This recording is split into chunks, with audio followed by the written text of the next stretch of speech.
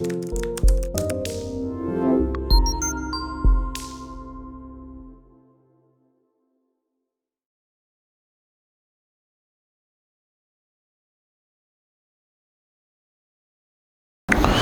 Morning बेटा। आज हम लोगों ने बीकॉम थर्ड ईयर की क्लासेस शुरू करी हैं। BCom part 3। जैसा कि आपको मालूम है बेटा, ये जो दौर चल रहा है कोविड-19, अब 19 क्या बोलें, 20 बोलें, ठीक। तो इस दौर में घर से निकलना थोड़ा उपयुक्त नहीं है, ठीक। #0 इसलिए बेटा हम यहाँ पे जो डिस्कस करने जा रहे हैं वो डिस्कस करने जा रहे हैं overview of syllabus. Overview of syllabus. Syllabus बताने से पहले मैं कुछ बातों पर डिस्कस कर लेना चाहता हूँ आपसे। थोड़ा सीरियसली सुनिएगा मुझे बेटा। जैसे ही आप बीकॉम ग्रेजुएशन कंप्लीट करते हो तो उसके बाद आपके ऊपर रिस्पॉन्सिबिलिटी बढ़ जाती है, बिकॉज अब आप डिपेंडेंट नहीं होना चाहते, मतलब आप डिपेंडेंट नहीं रहते, अब सेल्फ इंडिपेंडेंट बनते हो, लेकिन आपके ऊपर कोई डिपेंडेंट हो जाता है। इसके पहले ठीक उल्टा होता है, आप अपने फैमिली के ऊपर डिपेंडेंट होते हो, लेकिन जैसे ही आप ग्रेजुएट बनते हो तो फैमिली आपके ऊपर डिपेंडेंट हो जाती है, और आप जिस तरीके से अपना ग्रोथ करोगे आपके ग्रोथ पे डिपेंड करता है आपकी फैमिली का ग्रोथ, ठीक। और बेटा जैसा कि हमारी सोसाइटी में आप जानते हैं कि लोग ये चाहते हैं, जैसे ख्वाहिश होती है कि ठीक है पिताजी का नाम है, अच्छा है, लेकिन पिताजी को तब प्राउड फील होगा जब उनके बेटे की वजह से उनका नाम और ऊंचा हो। हर एक किसी का सपना होता है। तो बीकॉम थर्ड ईयर के साथ साथ आपका जो टारगेट गोल है, जो भी आपने बनाया है, अब वो टारगेट गोल आपने मान लीजिए बैंकिंग में जाने का सोचा है, आप उसके लिए तैयारी शुरू कर दीजिए। साथ ही साथ मान लीजिए एसएससी के लिए आप फोकस कर रहे हो, एसएससी के लिए तैयारी शुरू कर दीजिए, ठीक है।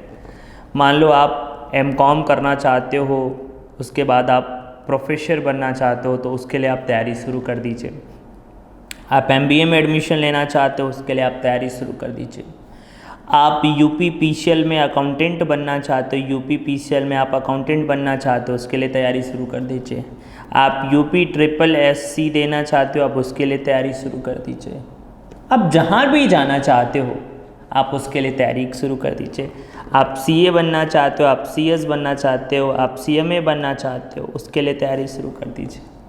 आप कोई प्रोफेशनल कोर्स करना चाहते हो, आप मान लो आप मार्केटिंग से रिलेटेड कोई प्रोफेशनल कोर्स करना चाहते हो, फाइनेंस से रिलेटेड कोई कोर्स करना चाहते हो, डेरिवेटिव मार्केटिंग से रिलेटेड कोई कोर्स करना चाहते हो, ठीक है, शेयर मार्केट से रिलेटेड कोई कोर्स करना चाहते हो, ठीक है, तो वो आप करना शुरू कर दीजिए। क्योंकि थर्ड ईयर के साथ साथ आपको अपने टारगेट गोल पे फोकस करना पड़ेगा।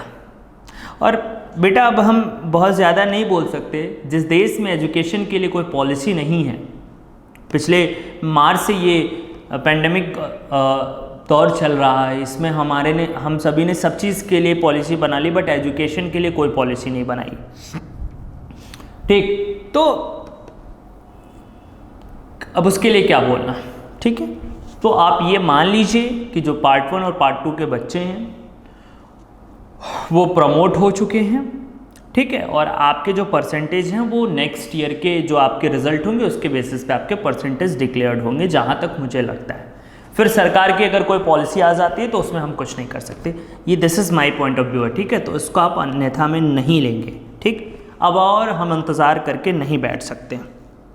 हाँ, तो बेटा मैं आपको बता दूँ इन्फॉर्मेशन के लिए, ठीक, कि ये सारी क्लासेस हमारी ऐप पे रहेंगी, जिसके लिए आपको फ़ीस पेमेंट करना है। और जैसे ही फ़ीस पेमेंट करेंगे हम आपको आपको हम स्टडी मटेरियल सेंड करेंगे। बिना स्टडी मटेरियल के कोई पढ़ाई नहीं करोगे। जैसे बेटा ई कंटेंट तो हम डाल देंगे, पीडीएफ जैसे बच्चा कहता है सर पीडीएफ आप डाल दो, चलो मैं अब क्वेश्चन लगवा रहा हूँ और मैंने कहा बेटा बुक का क्वेश्चन नंबर 13 देखो, तो आप वीडियो देखोगे कि पीडीएफ ओपन करोगे, तो प्रॉब्लम होगी कि नहीं होगी। इसीलिए जैसे आप एडमिशन हमारे पास लेंगे वैसे ही हम स्टडी मटेरियल, अगर आप इलाहाबाद में हैं तो हम पोस्ट कर देंगे, मतलब इलाहाबाद में हैं तो बाई हैंड दे देंगे, और अगर आप बाहर हैं, आउटर पे हैं, दूसरे शहर से हैं, गांव से हैं, तो हम वहाँ पे कुरियर कर देंगे। आप अपना एड्रेस बता दीजिए, वहाँ से जाके आप ले लीजिएगा। ठीक, तो सारी प्लानिंग हम लोगों ने कर ली है। अब बेटा और वेट नहीं कर सकते, पढ़ना है बस, सारे काम हो रहे हैं तो पढ़ाई क्यों नहीं।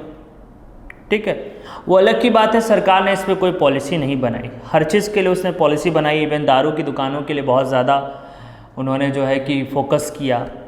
ठीक है, इसेंशियल सर्विसेज में उसको डाल दिया कि सैटरडे संडे जो लॉकडाउन है उसमें ये भी खुलेगा। तो उस पर मैं बहुत ज़्यादा कुछ बोलना नहीं चाहता, बस मैं ये कहना चाहता हूँ आपसे कि अब आप भी शुरू कर दीजिए। ठीक है, तो बेटा एक बार थर्ड ईयर के लिए क्या गाइडलाइन है सिलेबस का, उसको ज़रा समझने की कोशिश करिए। ठीक, तो आइए शुरू करते हैं बीकॉम थर्ड ईयर का ओवरव्यू। ठीक है बेटा, पहला ए सेक्शन है जो कंपल्सरी है। क्या है? कंपल्सरी है, जिसमें बेटा आपके 4 पेपर हैं। कितने पेपर हैं बेटा? 4।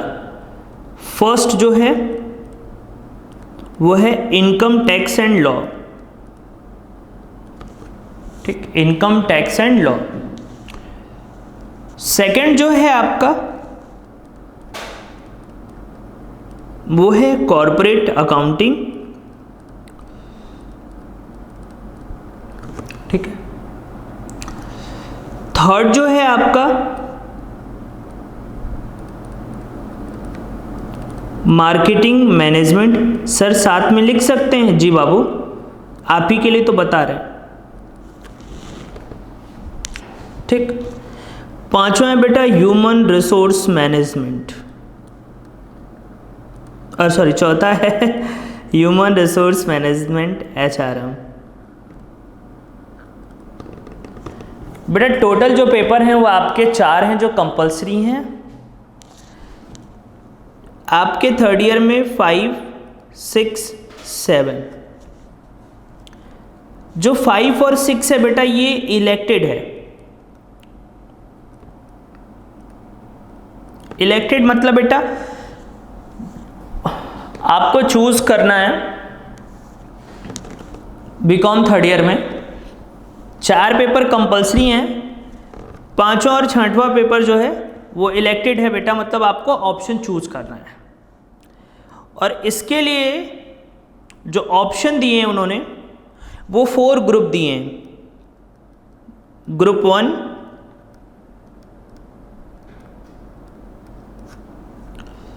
जिसमें 2 पेपर है बेटा।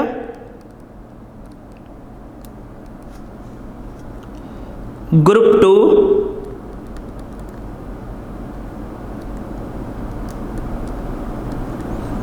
जिसमें 2 पेपर हैं, जैसे कि ग्रुप 1 में बेटा जो ग्रुप 1 है, ग्रुप 1 आपका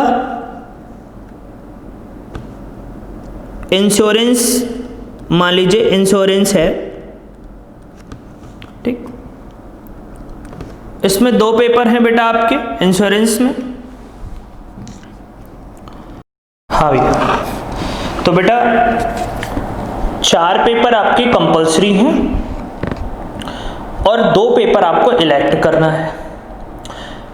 इलेक्ट करने के लिए आपके पास जो ग्रुप हैं, पहला जो ग्रुप है वो है इंश्योरेंस का, जिसमें आपको पढ़ना है life insurance act.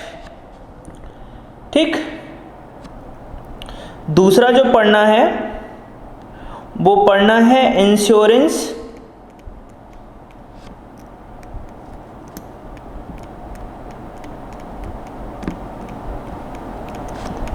And risk management.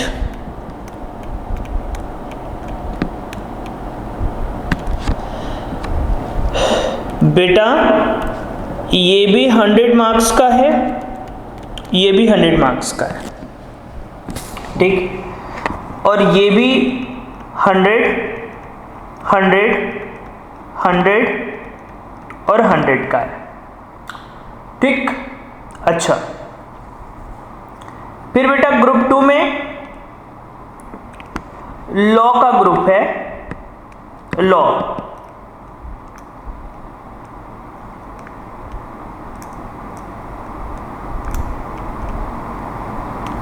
ठीक। लॉ में बेटा आपका पहला जो है वो है कंपनी एक्ट,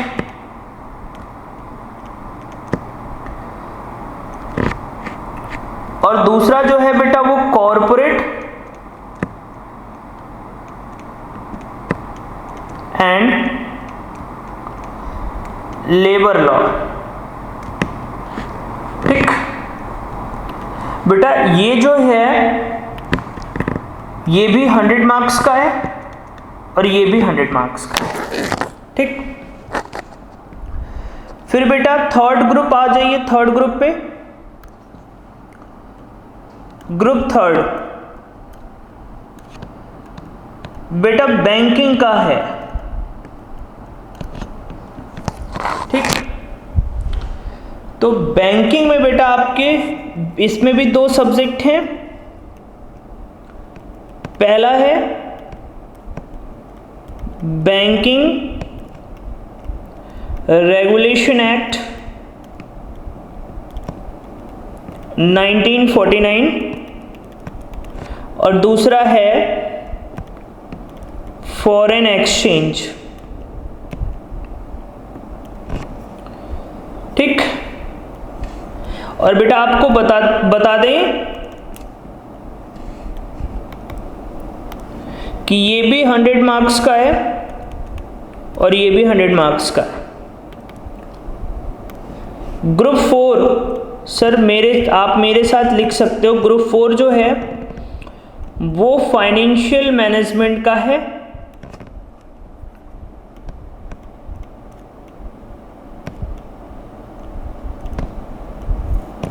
फाइनेंशियल मैनेजमेंट का है। इसमें भी 2 पेपर हैं,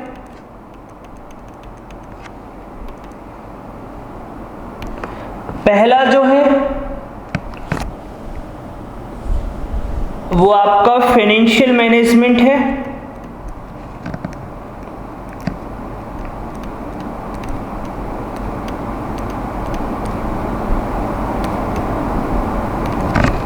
दूसरा है बेटा सिक्योरिटी एनालिसिस,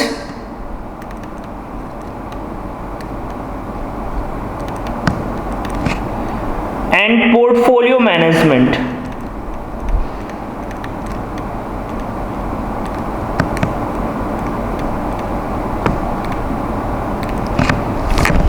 एक ग्रुप और है बेटा 5th,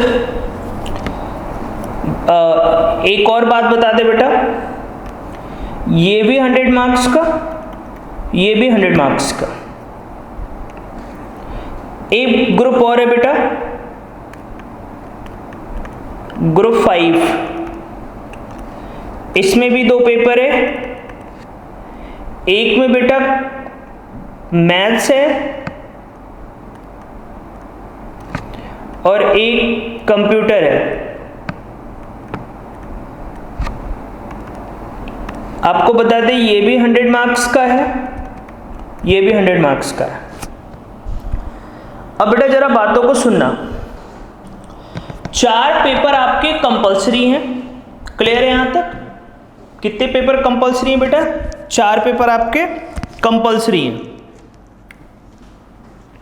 ठीक। 4 पेपर आपके कंपलसरी हैं। ये जो 2 है उसमें से कोई एक ग्रुप सेलेक्ट करना है। आपके 5 ग्रुप है ना, 1 2 3 4 5, इन 5 में से कोई एक ग्रुप सेलेक्ट कर लीजिए, और हर ग्रुप में 2 सब्जेक्ट हैं तो एक 5वां बन जाएगा और एक 6ठा बन जाएगा। आप ऐसा नहीं कर सकते कि एक ग्रुप में से ये ले लिया, दूसरे में से ये ले लिया।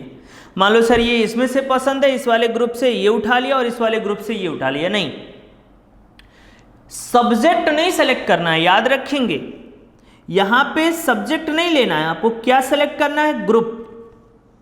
लोग कहते हैं सब्जेक्ट का सिलेक्शन है, नहीं, यहां पे ग्रुप सेलेक्ट करना है आपको। और हर ग्रुप में क्या है? 2 पेपर हैं।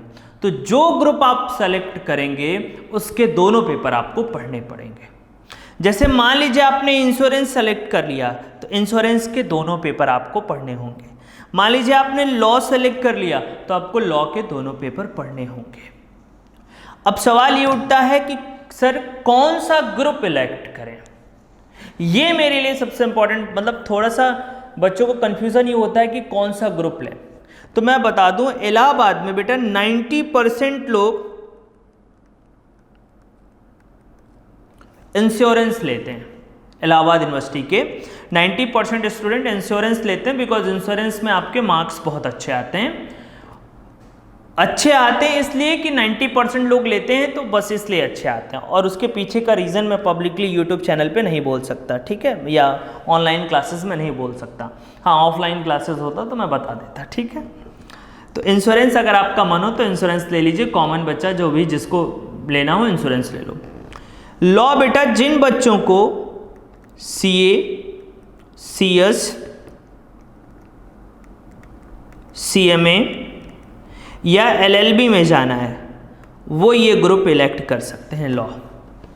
जो बच्चे CA कर रहे हैं, CS कर रहे हैं, CMA कर रहे हैं, जिनको LLB करना है, वो बेटा लॉ को इलेक्ट कर सकते हैं। अब कुछ लोग सोचेंगे अच्छा सर जिनको बैंकिंग का एग्ज़ाम देना वो बैंकिंग सेलेक्ट कर लेंगे। ये जो बताते हैं बिल्कुल रॉन्ग बताते हैं। बैंकिंग में इसका कोई रोल नहीं होता, ठीक है, कोई भी रोल, 1% का रोल नहीं होता बैंकिंग के एग्ज़ाम में बैंकिंग का। तो अगर कोई आपको ये समझा रहा है तो वो रॉन्ग है, बिल्कुल रॉन्ग है, ठीक है। तो आप बैंकिंग वाला भी ग्रुप सेलेक्ट कर सकते हैं, कोई प्रॉब्लम नहीं है, ठीक है। ग्रुप 4 आ जाइए बेटा, फाइनेंशियल मैनेजमेंट, बहुत ही बढ़िया है बेटा, ठीक है। लेकिन चूंकि आपको यहाँ पे इसके टीचर नहीं मिलेंगे, बट बहुत बेस्ट ग्रुप है ये। हमारा एमकॉम में, इसी एमकॉम में हम लोग FF ग्रुप में स्पेशलाइजेशन लास्ट में 3rd और 4th सेमेस्टर में ग्रुप इलेक्ट करने को आता है। तो मेरा FM था, बहुत प्यारा सब्जेक्ट है, ठीक है। तो आप इसको भी ले सकते हैं, बट माय ओपिनियन मत लीजिएगा, ठीक है, क्योंकि प्रॉब्लम होगी पढ़ने में आपको। बेटा इसमें तो बेटा मैं कहूँगा ही नहीं कि ये ग्रुप लीजिए, क्योंकि इसमें ये जो मैथ्स है ना, कम से कम 6 बार फेल होंगे, उसके बाद फिर ग्रेजुएशन करने का मन नहीं करेगा, ठीक है। तो इस ग्रुप को तो हम मानते नहीं कि कॉमर्स का ग्रुप है, तो इसलिए हम बताते नहीं, लेकिन आपको बता दिया, ठीक। तो इलेक्ट करते समय ध्यान दीजिएगा कि सिलेक्शन आपका कैसा होना चाहिए, मैंने बता दिया। ज़्यादा फोकस आप इंश्योरेंस और लॉ पे करिएगा। हाँ, आपका इच्छा हो तो आप बैंकिंग भी ले सकते हैं, आपका इच्छा हो तो आप फाइनेंशियल मैनेजमेंट भी ले सकते हैं, हमें कोई प्रॉब्लम नहीं है, ठीक है। हमारे यहाँ 2 ही ग्रुप अवेलेबल है, एक इंश्योरेंस अवेलेबल है और एक लॉ अवेलेबल है, और कोई ग्रुप हमारे यहाँ अवेलेबल नहीं है, ठीक, ओके। तो समझ में आया बेटा, 4 पेपर कंपलसरी हैं, बाकी 2 पेपर के लिए आपको क्या सब्जेक्ट नहीं इलेक्ट करना है, क्या इलेक्ट करना है? ग्रुप। और हर ग्रुप में क्या है? 2 पेपर। ग्रुप को चूज कर लिया तो मतलब पेपर को चूज कर लिया आपने, ठीक। वैसे बेटा मैं बताऊं आपको, आपके बीकॉम 3rd ईयर में 700 नंबर का पेपर होता है। कितने नंबर का? 700 नंबर का। मान लीजिए आपने इंश्योरेंस को इलेक्ट कर लिया, तो यहां पे आपका आ जाएगा लाइफ इंश्योरेंस एक्ट, और यहां पे आ जाएगा रिस्क मैनेजमेंट।